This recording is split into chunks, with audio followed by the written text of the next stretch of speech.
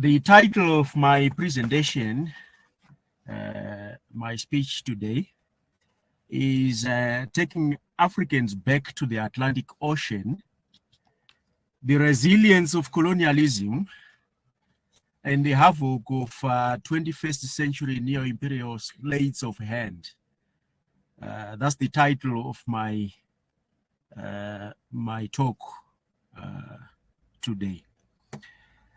I'm going to try not to read word for word because I noticed maybe we have already spent some 7 minutes or so while waiting for others. So I will try to shorten some of the ideas that I have here. All right. It is good to meet you today, fellow brothers and sisters, with whom I share centuries-old fate as an African. It's very good for us to meet today, and I'm honored to speak to you today as well. I will begin by talking about, or by mentioning what is going on around us, so that we contextualize what I have here, so that everyone can easily understand the thread, the line of argument that is in my speech.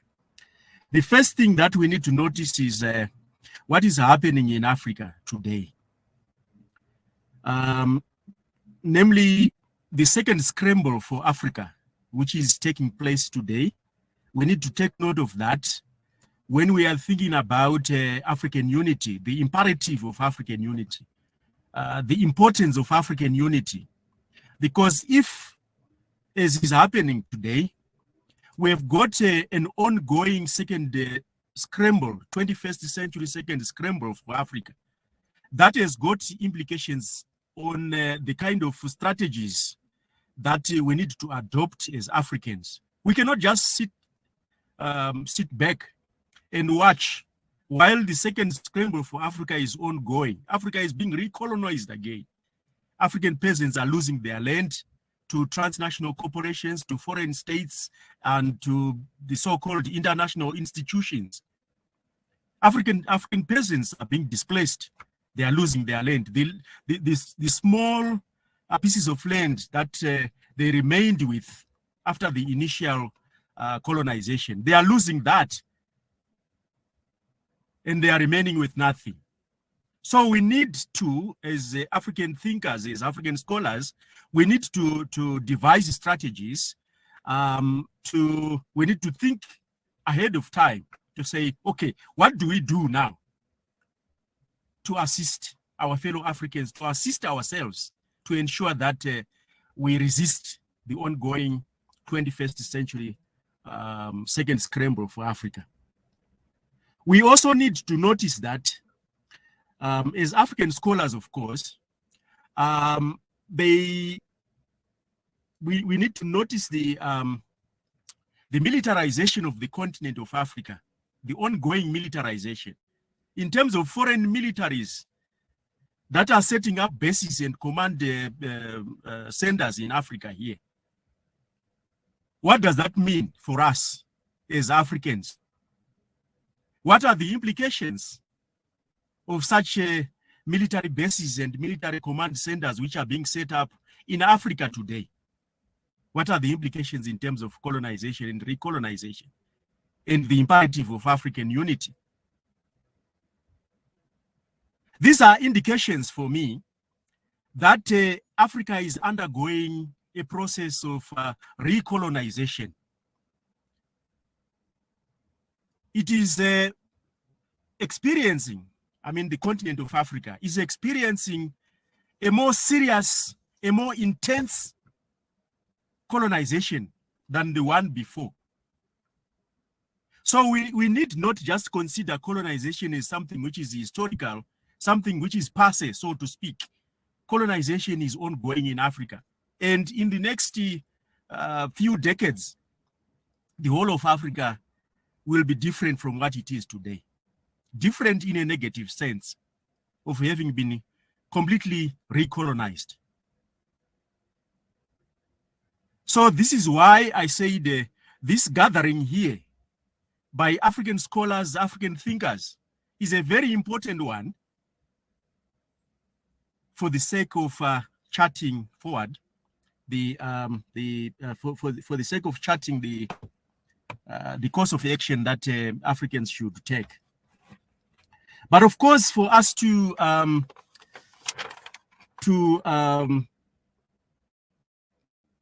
devise our strategies, we need to decolonize our own minds.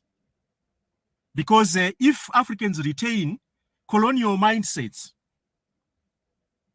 they continue to think, or we continue to think in colonial ways, we continue to despise ourselves, to look down at ourselves, to look down at the African communities within which we work and within which we were born, then we won't achieve anything. We need unity. Unity among African scholars, among African thinkers, unity among African states, unity between African scholars and African communities. We need unity that transcends the various groupings of people that we have in Africa. Of course, we are disappointed in the sense that in our universities, we are failing. This is why I'm talking about decolonization of the mind. We are failing in many ways. We failed to produce a COVID-19 vaccine, for example. It is something which concerns us, even as we speak. With so many universities in Africa, so many Africans with higher degrees, PhDs, so many African professors across the world, but we have failed to produce a simple thing, a COVID-19 vaccine.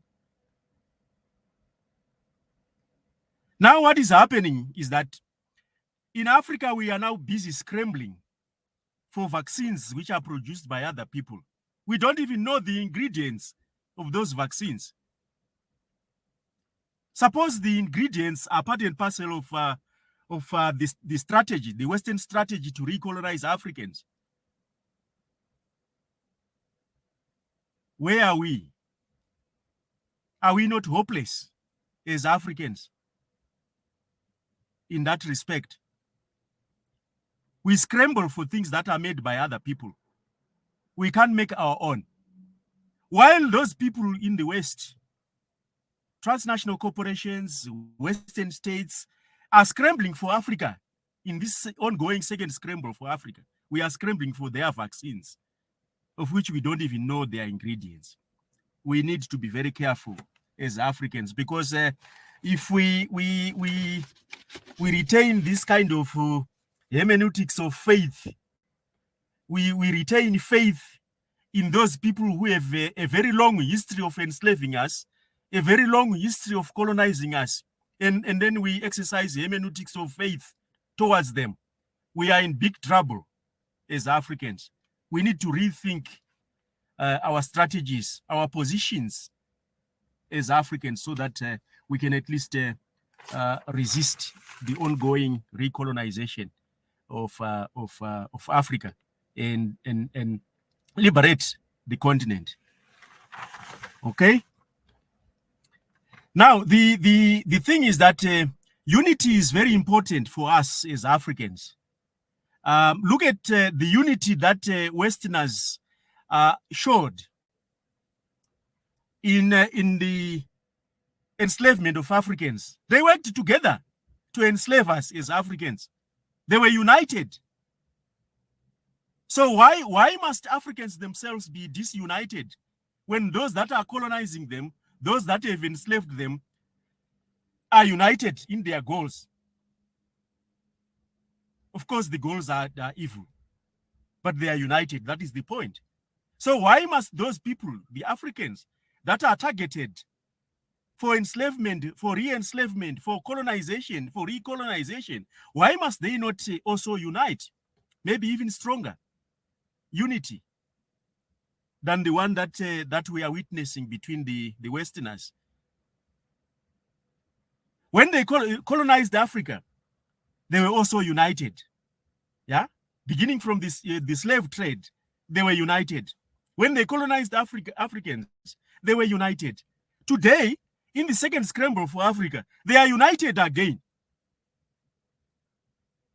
Consider how many states and their institutions, including even the World Bank, the International Monetary Fund, all these are involved in the second scramble for Africa, in the ongoing land grabs on the continent of Africa. And they are dispossessing very poor, impoverished, and helpless African peasants. We need to rethink and re-strategize so that we get united. Because if those people that are perpetrating crimes against us are united, why mustn't we be united as well?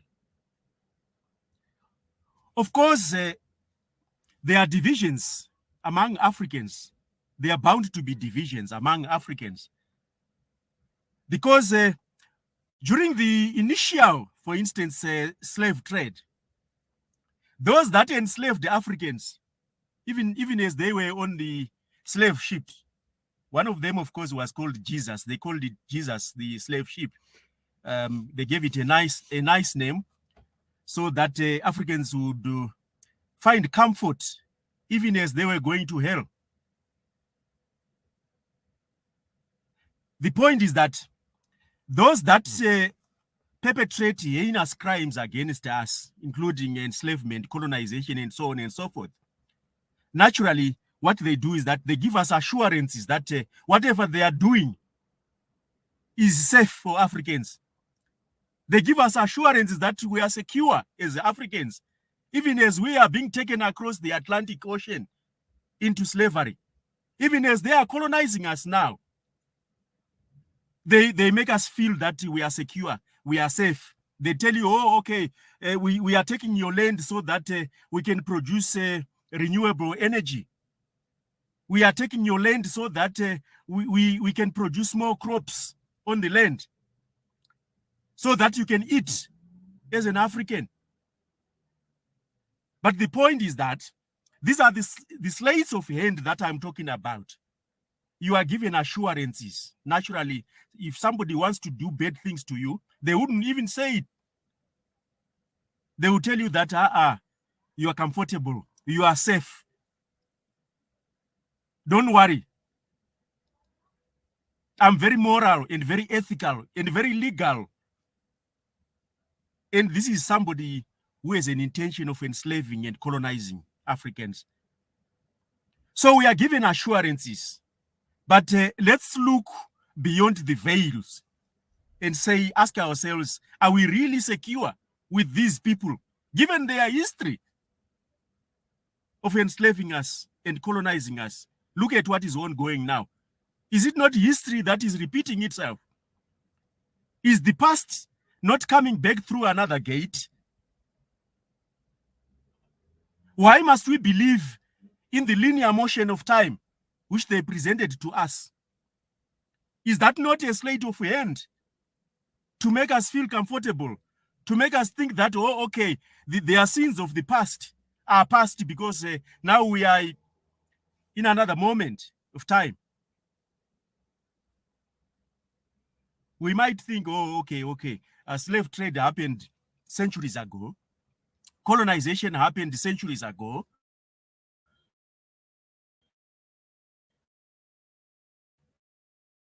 And all this time,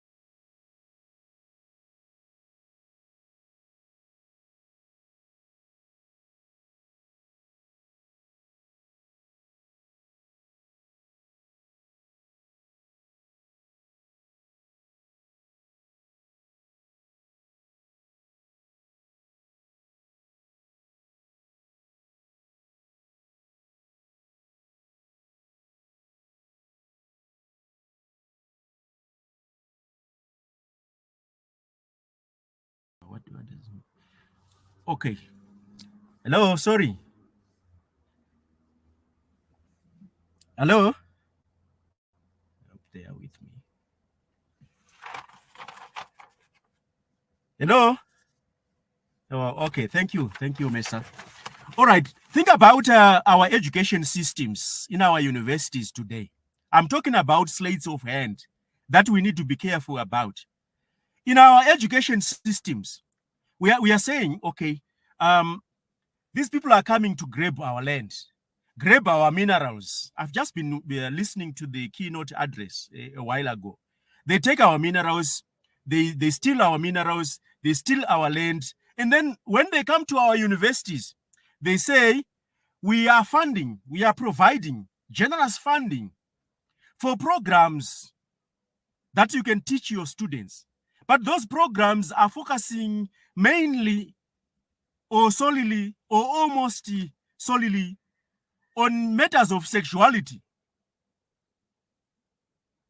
We are not even teaching our students, and on matters of our sovereignty of our natural resources, of our land, of our minerals. We are not teaching those kinds of things. That's not the emphasis in our universities. Now, what is happening is that they come, they bring lots of funding, and they say, we want you to focus on matters of sexuality. Because Africa is very rich in sexual diversity. They don't want to teach African students about Africa's richness in natural resources, but they want African students and even their lecturers to focus on the richness in sexual diversity, not in the richness in natural resources, because they are busy stealing those natural resources. So they want you to focus on the so-called richness of sexual diversity, to divert the attention of the African students, the African youths, the African academics. I've been teaching in quite a number of African universities. And what I've noticed in terms of the curricula is exactly what I'm talking about here. There's not even a single program, let alone a discipline that focuses on African sovereignty over natural resources, over African natural resources.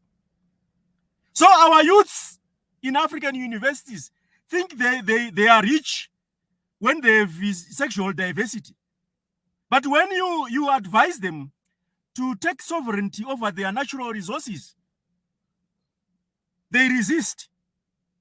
Because for them, these are people that have been taught that, richness is in sexual diversity and not in the natural resources of Africa.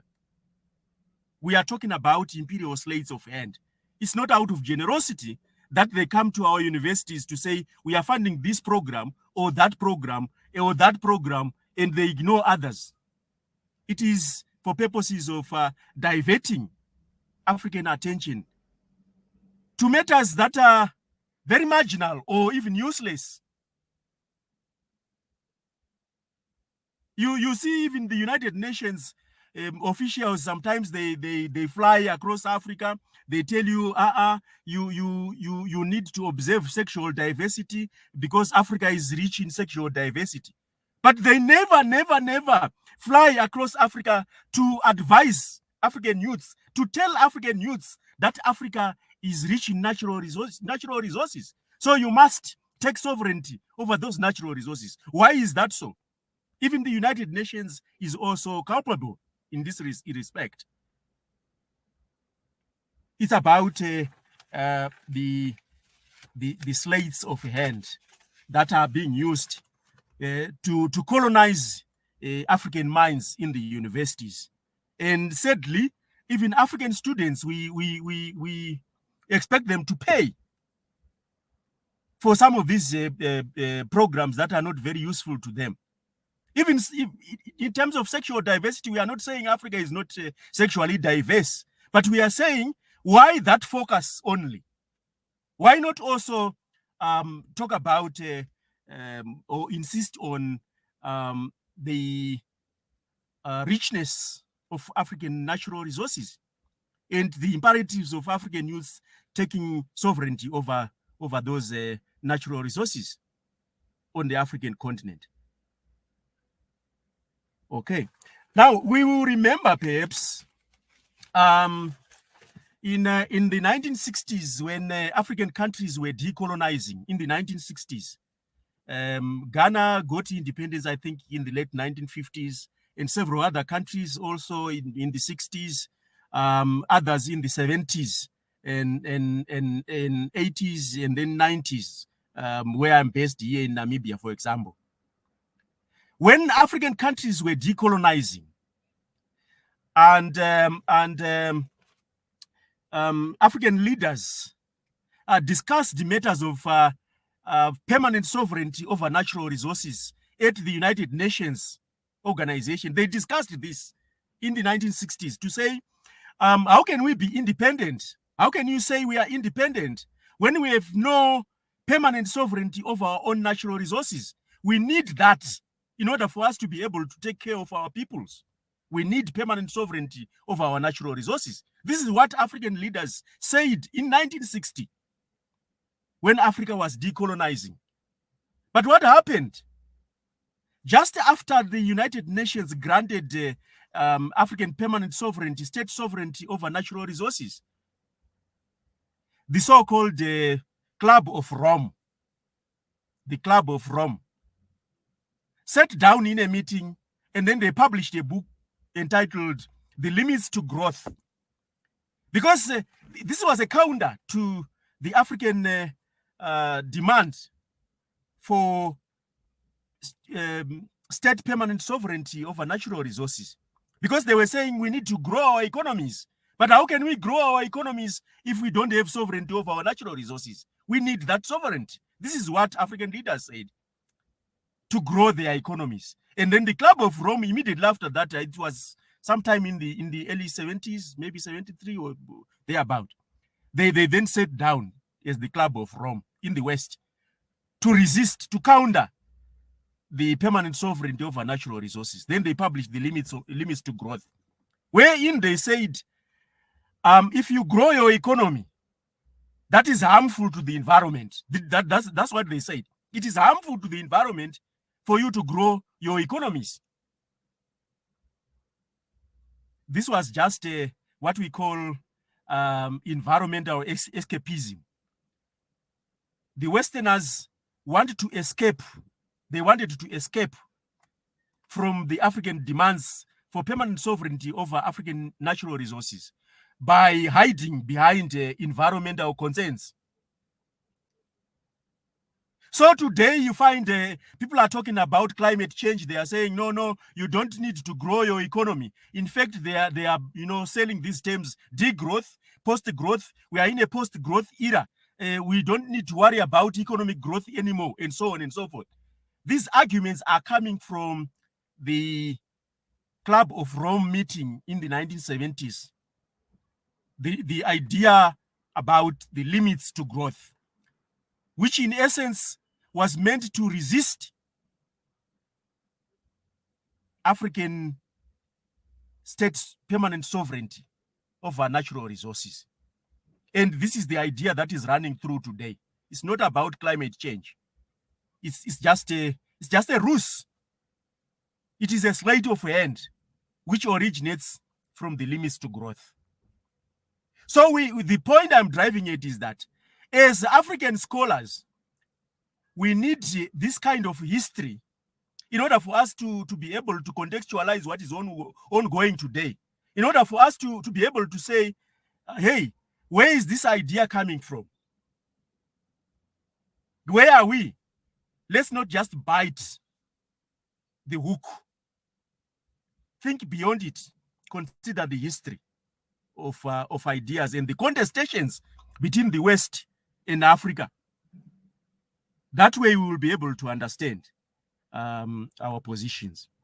So the point is the West has resisted, and it is resisting African sovereignty, be it African sovereignty over their natural resources, Africa state sovereignty, African health sovereignty, African technological sovereignty. They are resisting all these kinds of sovereignties, including economic sovereignty. They are resisting, and they even tell you sovereignty is a Western concept which originates from the Westphalian Treaty.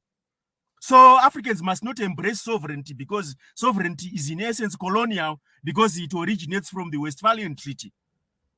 That is junk. It's just a ruse. Pre-colonial Africans had sovereignty over Africa as well. The point is, the Westerners just want to use, some ideas to say, oh yeah, the sovereignty derives from the West, therefore it's colonial. So African assertions over African natural resources, African sovereignty in a political sense, African sovereignty in an economic sense. Sovereignty is not just political, it is also economic. There is economic sovereignty, there is health sovereignty, there is technological sovereignty, all those kinds of things. And I'm saying for Africa to emerge out of colonialism, including neocolonialism, we need to be cognizant of the various forms of sovereignty. We don't just assert political sovereignty or state sovereignty. We also need to assert economic sovereignty and sovereignty over our natural resources. We assert technological sovereignty in Africa, which is why I said, in terms of the COVID-19 vaccine, I would have expected Africans to produce their own vaccine. There were vaccinations in pre-colonial Africa. Africans were not helpless in the pre-colonial era.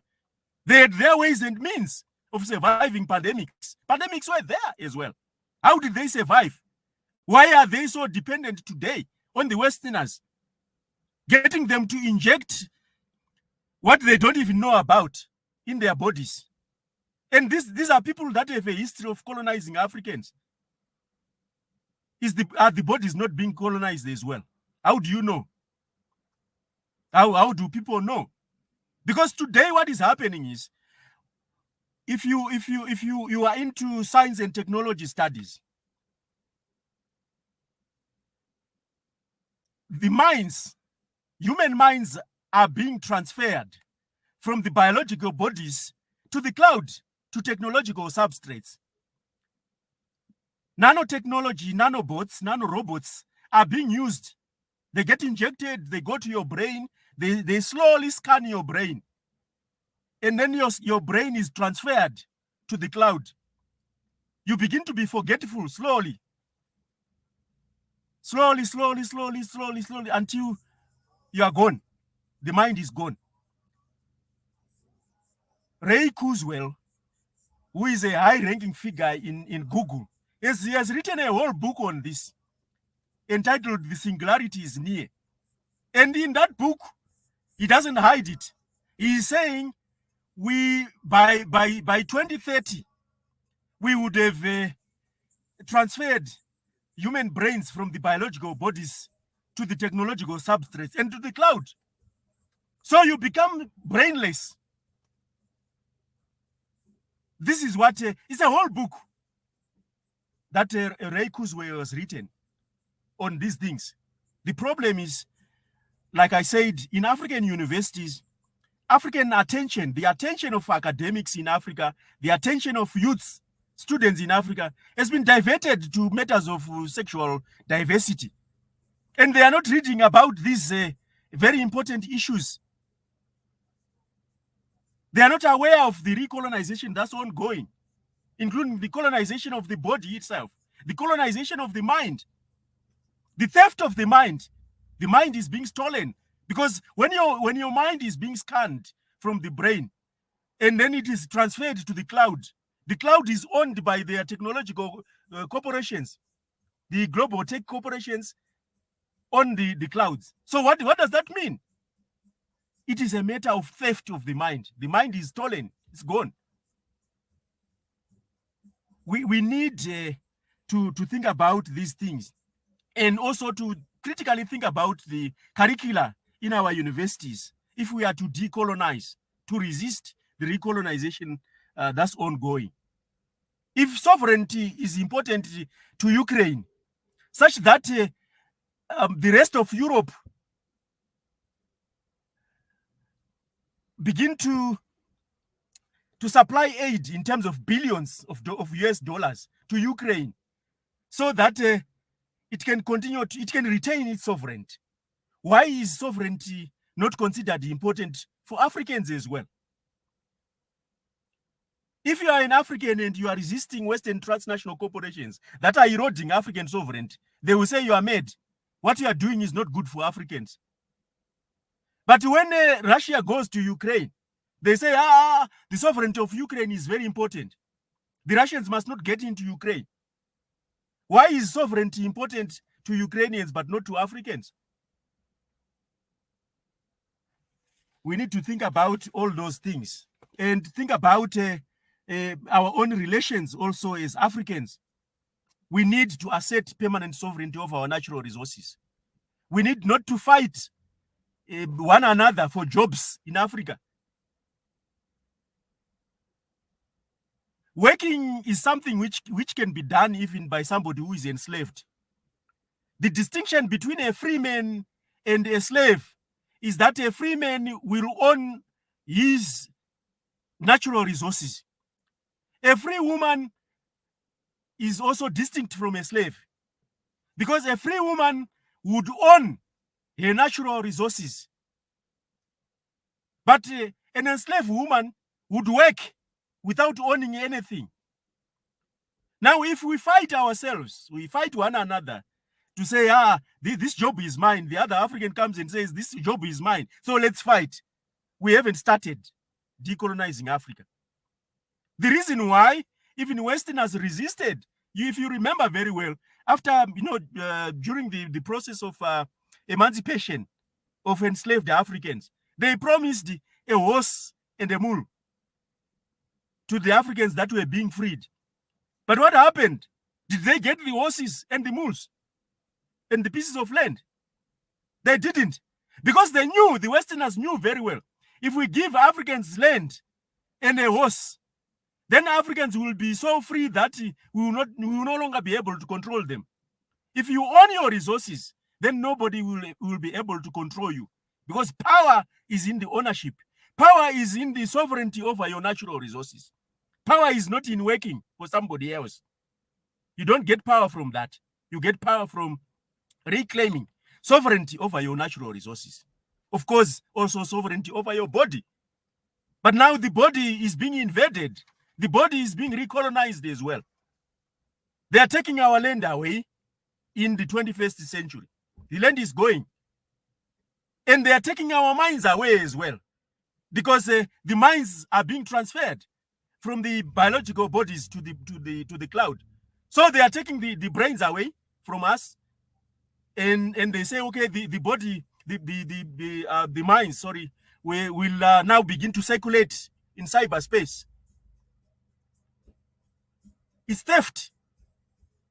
If I go to somebody else's house and say, okay, can you just give me this piece of property so that I can put it somewhere, it begins to circulate.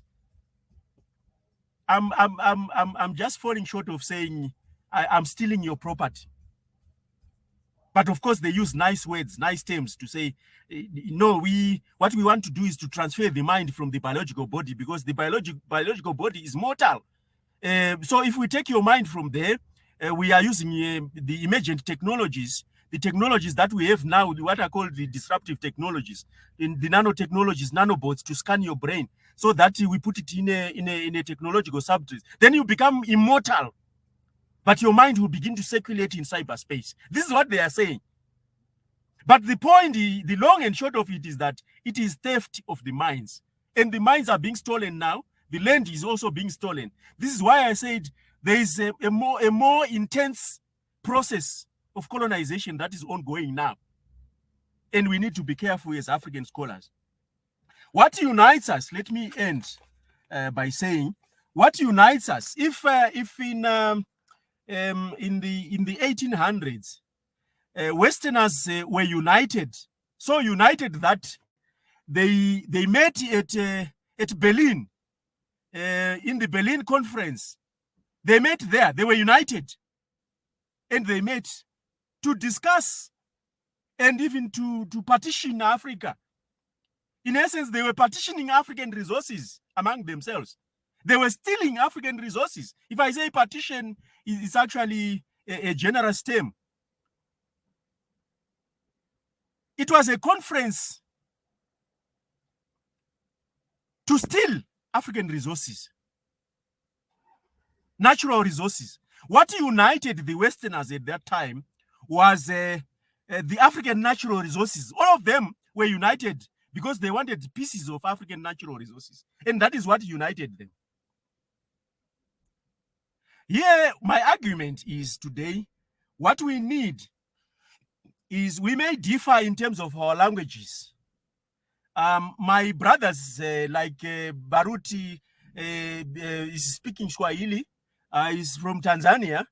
I've got some brothers and sisters from Mozambique and some from Angola, very close to Namibia here. They are speaking different languages. Those languages are not the ones that should unite us or separate us. Let's put them aside for now and say, if Westerners were united because they wanted to share among themselves African natural resources, in essence, they were united by the African natural resources. Africans, in spite of their languages, different languages, must also be united by the urge to exercise sovereignty over their natural resources. Their different languages notwithstanding. This is the argument that I'm making here today. So when we listen to the news today, we hear that in South Africa, foreigners are being beaten up because locals are saying foreigners are taking away our jobs. No, that's not it. There are people that have stolen the land, that have stolen the minerals, and they are underpaying the South Africans anyway. Think about the Marikana incident in 2012, where poorly paid, very poorly paid South Africans went on strike, the Marikana workers. And what happened? They were shot down. The point is that company Lonmin, which owns the Marikana mines, is not entitled in South Africa. The natural resources are for South Africans. South Africans must focus on taking back sovereignty over their natural resources, their minerals and their land, and not fight fellow Africans. Africans across the continent must assert that sovereignty over their natural resources.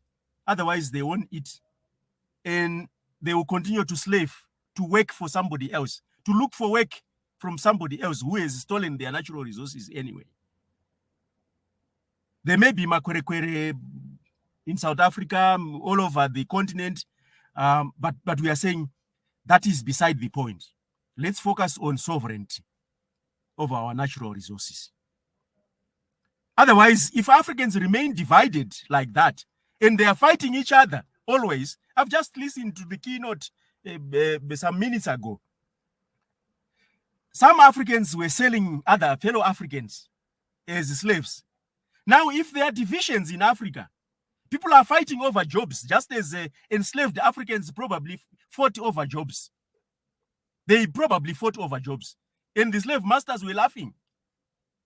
As their slaves in courts were fighting one another over jobs centuries ago. Are we any different if we are fighting one another over jobs today?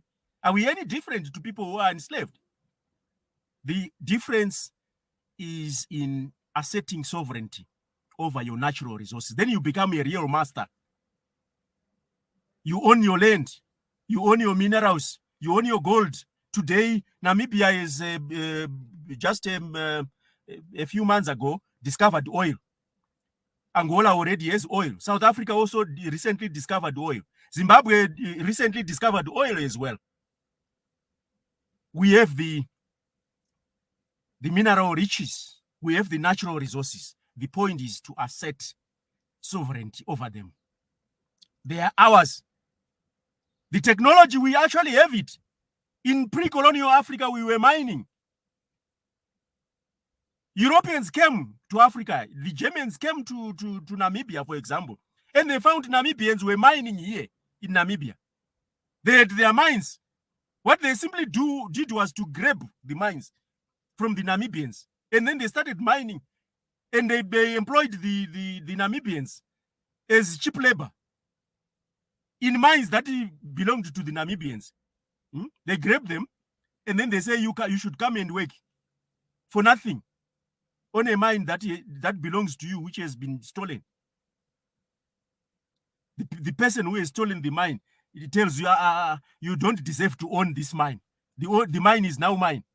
But what you should do is just work and produce for me. Work is something which is performed by people who are enslaved.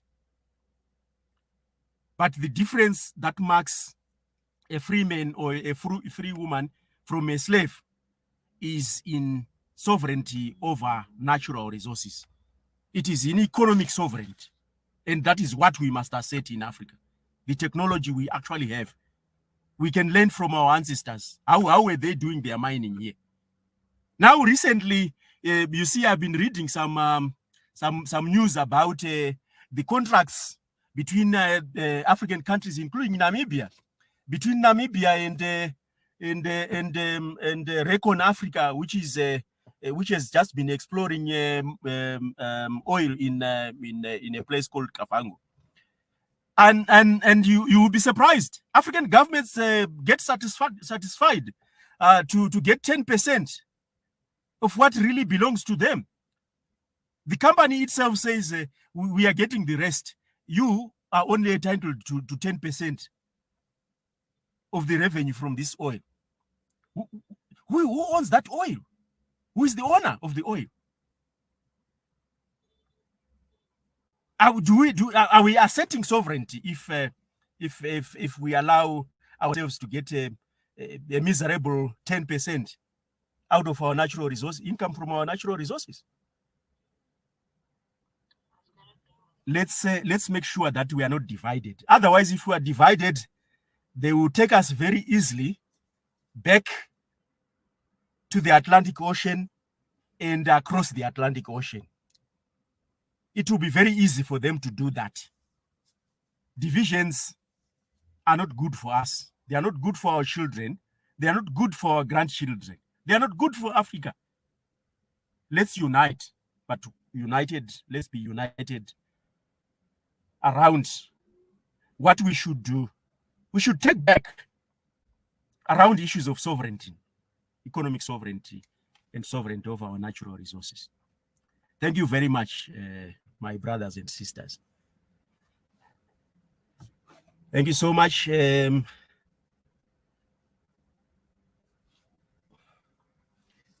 Those that have comments, you can make them. Let me also go through the chat box here. But those that have questions or comments, you can ask.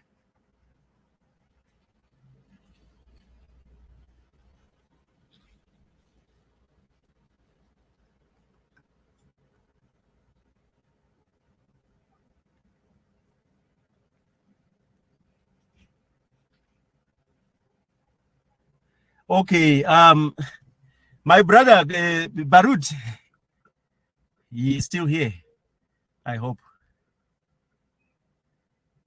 My brother, you are still here. Okay. Yeah, I take note of your question here in the chat box. My sense is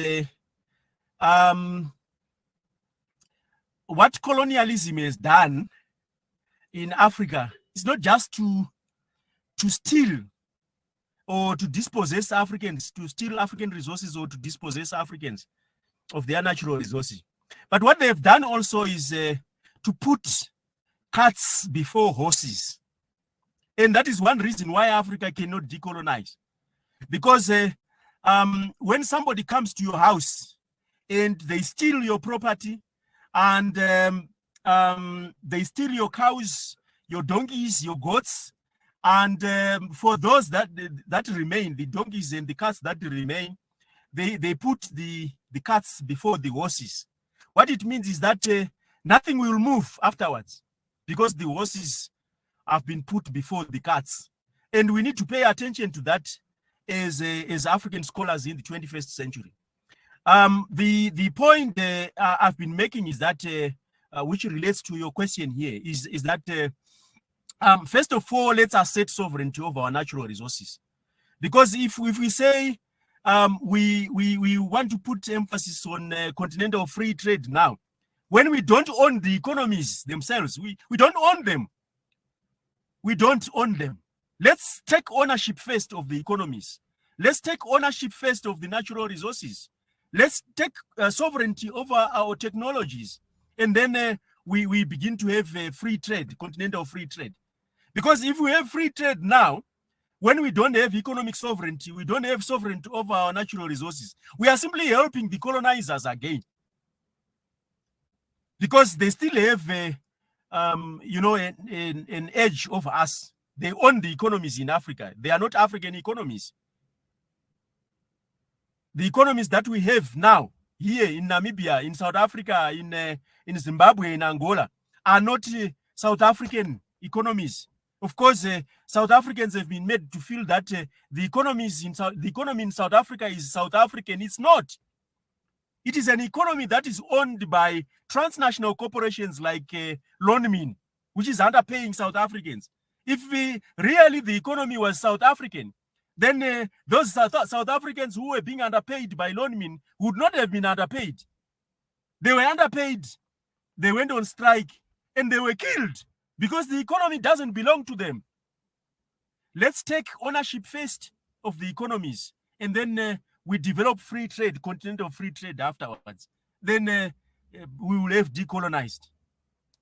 Otherwise, if we put continental free trade before economic sovereignty, we won't go anywhere. We are just helping the colonizers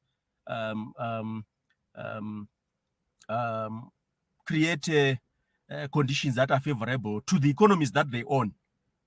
Currently, we are just babysitters. In Africa, we don't own the economies. We are just babysitters.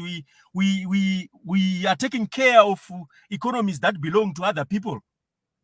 And this is one thing that we don't notice today. Of course, they tell us you need to grow the economy. Just like a master would say, make sure that my baby grows. Whose economy must we grow in Africa? If the economies don't belong to us, Africans, why must we grow the economies? Why must we babysit them? We are suffering because the economies don't belong to us. We are not suffering because there is no African continental free trade. It is because we don't own the economies. Let's take ownership first. This is my sense. Okay. Let's see. Okay, the Mesa is just a comment.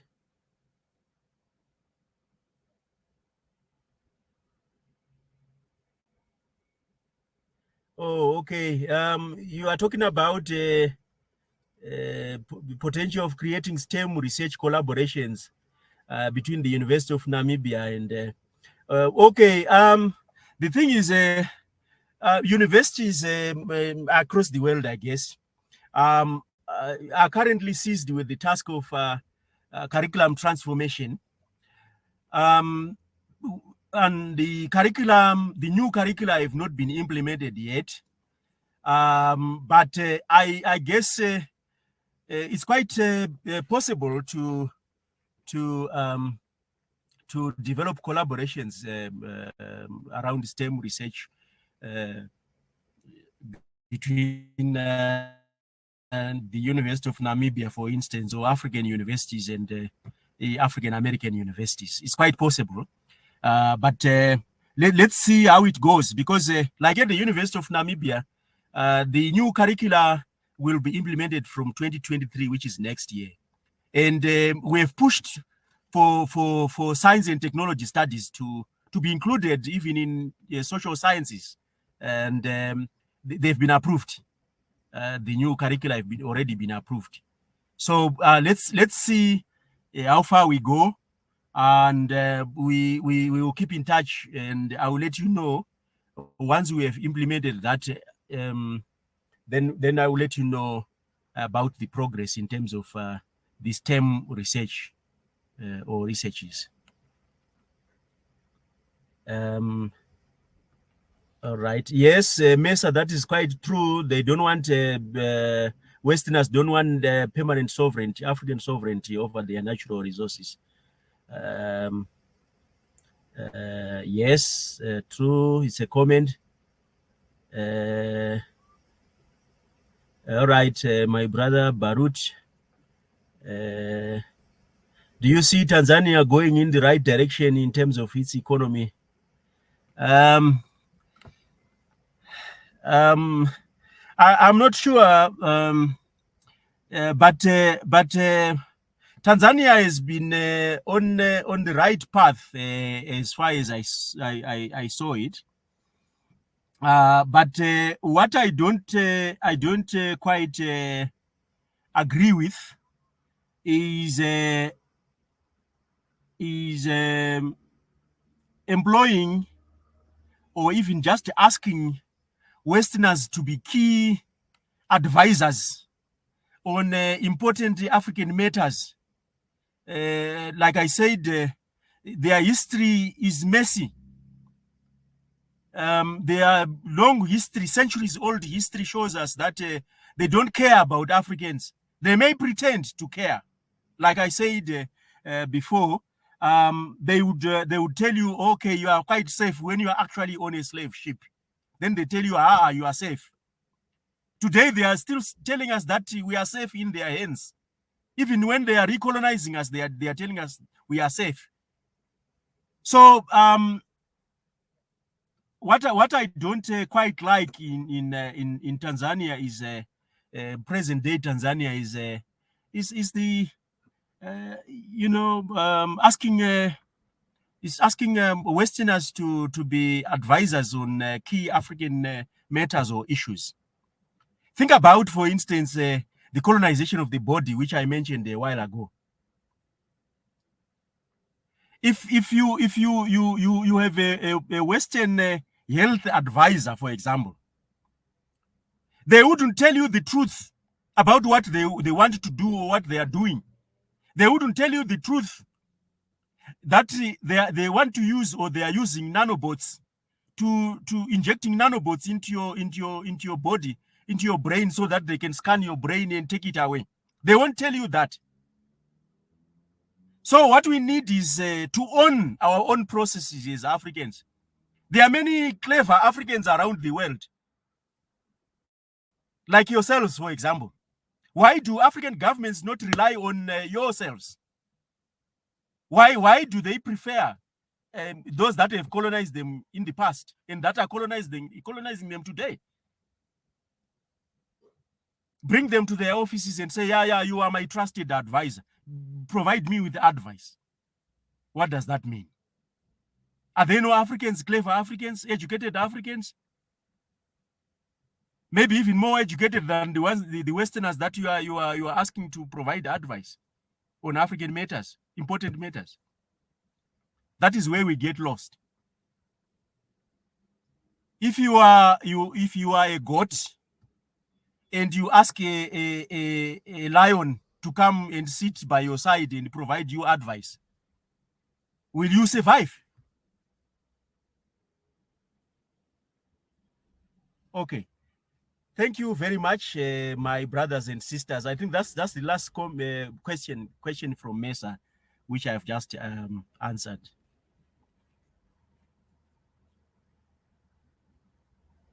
Oh, Barut is asking about the Namibian population.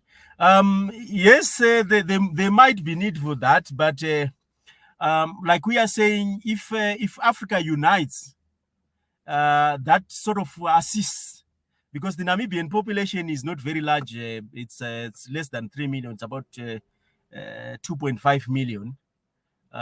Geographically, the country is quite big. in terms of size, but of course, much of it is a desert. So if Africa unites, we are talking about, for instance, let's talk, for instance, about the region alone. We are not talking about the continent as a whole. South Africa has got about 60 million in terms of its population. Namibia is about 2.5. Lesotho, Swaziland, they also have their populations are more or less the Namibian one. Botswana is also more or less. Zambia is much bigger. Zimbabwe is about 15 million in terms of its population. So if, for instance, these countries unite and they begin to work together, that solves the problem of the sparse population in Namibia. It may not necessarily have to grow its population, but Africans may simply have to unite and then work together so that the shortfalls in terms of the population will be cancelled out by the unity. Okay. Donga, my brother Donga, is a question there. How do Africans gain sovereignty over their natural resources when their leadership appear unable or complicit with the neo-colonial agenda? Are there any recent examples of Africans successfully gaining control over their resources? Okay, part of the reason why some African leaders are complicit is the colonization of the mind.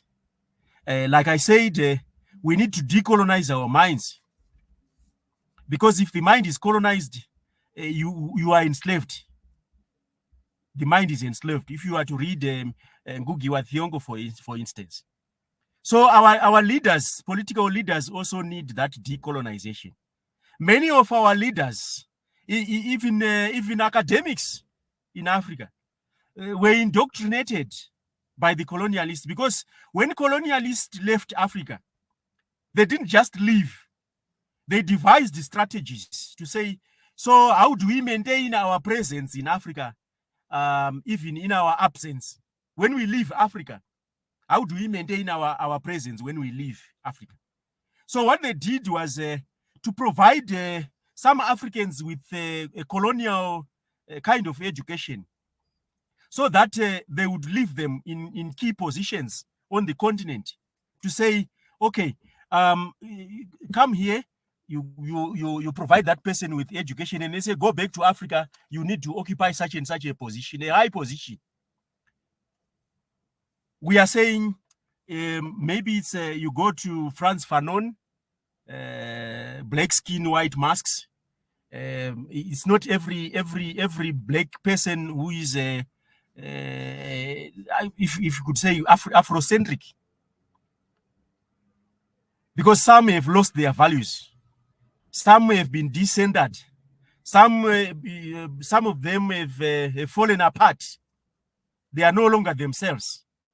So what we need is to bring sanity back to our leadership, decolonize their minds, sanitize their minds.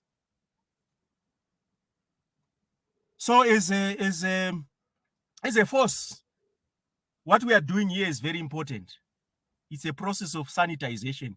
It's not just COVID-19 which needs sanitizers. Our leadership in Africa also need sanitizers, and they must be produced in our institutions by you, my brothers and sisters. I would say if you go to Zimbabwe, for example, in spite of Western vilifications of the late Robert Mugabe gave the land back to Africans, and that is why the West, has been so anti-Mugabe, in every respect. It is because Mugabe represented a threat to the foundations of colonialism in Zimbabwe. When you take back your natural resources, like Mugabe did, and you give the natural resources to Africans, then you are a very, very serious threat to the foundations of imperialism. Okay. Of course, there are problems in terms of reversals and all that in the current government. But at least quite a number of us in Zimbabwe, Africans, got pieces of land and mines also. There are many who own mines now in Zimbabwe. They own the land, they own the mines. But of course, they still need more decolonization. Okay, my battery, I'm not where I can charge. My battery is getting flat. Let me just see what I can respond to before it goes. The battery. I lost that one from Barut. I lost that one, Barut. The comment or desertification. Oh yeah, it's quite possible that desertification can be reversed in Namibia. But what we need is decolonization first. Because when you are colonized, you always wait for the master to do things for you, to think for you. In other words, the master doesn't do the manual work, but you stop thinking when you are colonized. You kind of devolve. You devolve the responsibility to think to the master. So what we need is to decolonize the mines first, and then desertification can be reversed. Think about what happened in Burkina Faso during Thomas Sankara's time. It's quite possible to reverse desertification and to make Africa better, just like Thomas Sankara did. But let's decolonize ourselves first. Okay. So thank you very much, my brothers and sisters. It's been very wonderful to speak to you. My brother Barut, let's chat over other platforms, maybe in the next 3 or 4 weeks. I'll drop you an email. Okay, thank you very much, my brothers and sisters. Keep well, please. Keep well, keep well. It's been wonderful.